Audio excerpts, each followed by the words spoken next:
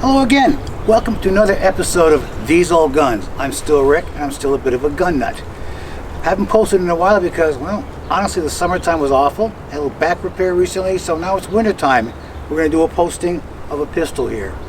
And it's actually a very nice day in February here, considering a little more than 24 hours ago, Mother Nature tried to kill us with 10 degrees below zero and wind chills in the minus 20s. And the wind so loud it shook the house, but a beautiful day today. What I have today is an 1842 Harper's Ferry Smoothbore Marshall pistol. To me, they've always been in the category of why bother. But they're interesting. This one is in remarkably great condition. The internal of the lock looked like it was made yesterday. The outside has been over cleaned, but very clean pistol. So we're going to shoot this with the standard load. We're going to see what a smoothbore pistol can do from the 1840s. This is a Haston made in Middletown, Connecticut. It's 1847. He made guns from 1846 to 1851. Pumped out about 24,000 of these. I don't know where they are now, but there's a lot of them were made. And 1851 to 52, he sold them to Johnson. You'll see some of these marked Johnson. Also, same area. And I think Johnson made about 6,000 of them. And then from 53 to 1855, the last contract of 10,000 was delivered to the government. After that, we all know, going in towards the Civil War, Colt took over with cap and ball revolvers and guns with much greater rate of fire, Remingtons and all the other cap and ball revolvers. This is kind of bridging the gap between a pretty primitive flintlock, which was state-of-the-art then, and a cap lock going into the cap and ball revolvers. Many of these you'll find were flints converted to percussion, used in the Mexican War, well into the Civil War. Commonly called the horse pistol. Now here's what I learned about horse pistols, let's say 30 years ago, before the internet. Why was it called the horse pistol? Well, it was so that if your horse got lame on your cannon, carrying your 6 horses dragging your cannons, you could take it and shoot the horse. That's not true, but that was a story then. Now you carry them in your saddle, on your horse, not on your person. It's a big, bulky, heavy gun. You get one shot, and after that, you turn it around and use this end. So it had its limitations, but they're beautifully made. The fit and finish on this rivals a modern Smith & Wesson. It's that well made. Beautifully finished.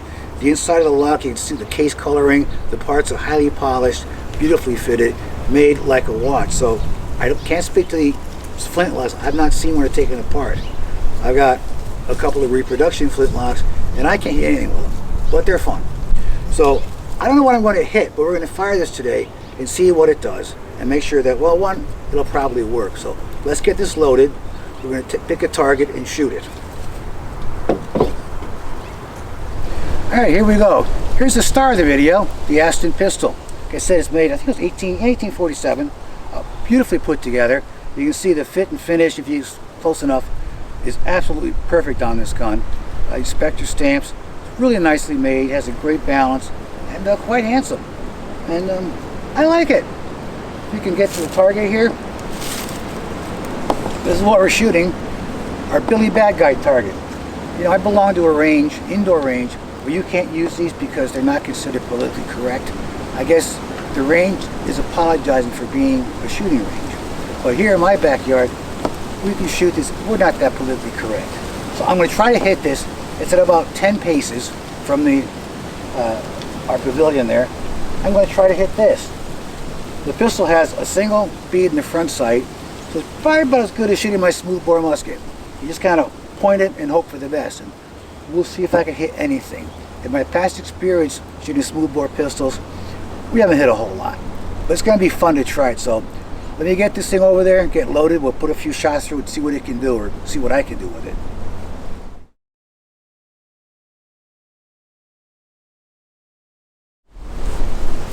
Alright, I did some research and found some cartridges. What they're supposed to look like would have been a pre-made cartridge wrapped in paper with 35 grains, what they call fine powder. I'm using 35 grains of 3F in the cartridges here. And 530 round ball, little paper patch. To my understanding, it wasn't fired with a patched round ball. So there's always a chance the ball could fall out of the gun. But even the 42 smoothbore muskets were just loaded down the barrel with no patches. So we've got paper. and the captive ramrod here, and tear this. There we go. Pouring the powder down the barrel. Got this cool captive ramrod so you don't lose it.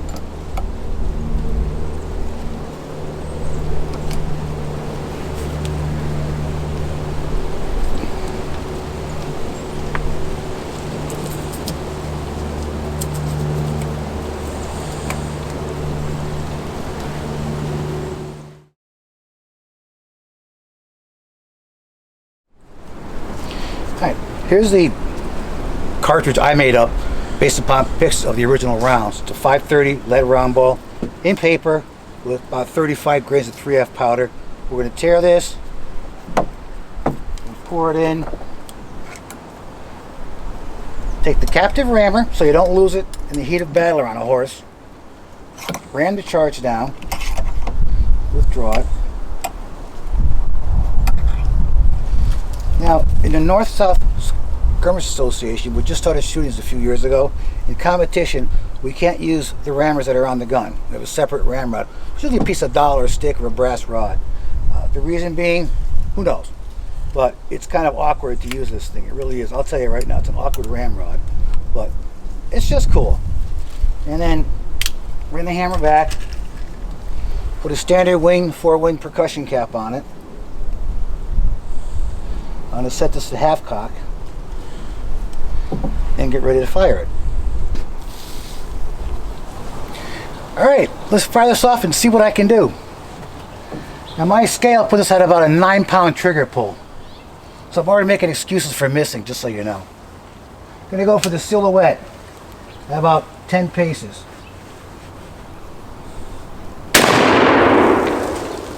Hey, I hit him.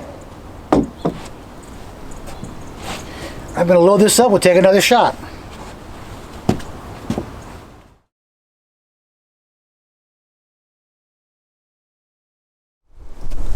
Okay, we're loaded up with another one. That one was in the 8 ring. See if I was just beginner's luck. I've never fired this before.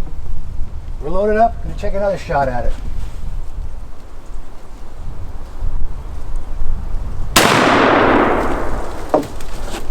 Right next to it. Pretty consistent. Alright, that's that. It's a wrap.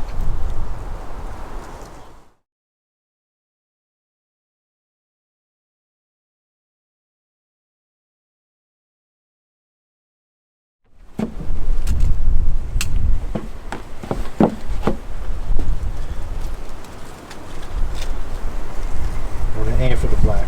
Okay.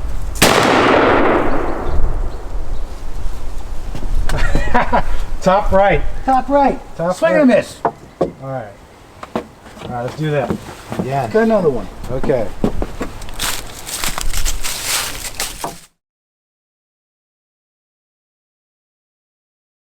Alright, it's all yours. Set a half cock. Alright, let's do this. You on the camera? Yep. Okay.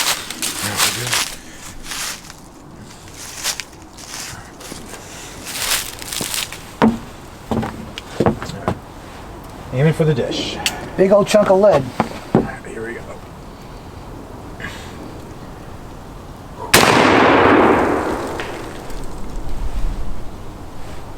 $12 o'clock, 6 inches. Yep. Okay, cool. You got him. There we go. Pretty cool. It's a wrap, guys. Alright, we conclude. Alright, definitely not the go-to pistol, but in 1840s, this was state-of-the-art. I mean, Sam Cole had the Patterson, but it wasn't everywhere, so this was military. They made a bunch of them. They carried them. They used them well into the Civil War, and like I always say about guns, they're always better than a stick or a rock. So it's one shot. If you can reload it, God bless you, but you have the other end to use. It's certainly a serviceable pistol. It shoots well enough for self-defense and for martial use, and they're just really nicely made guns.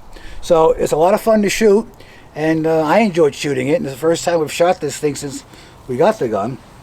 And we'll see what's up for the next video. If you have any ideas, fire it off to us.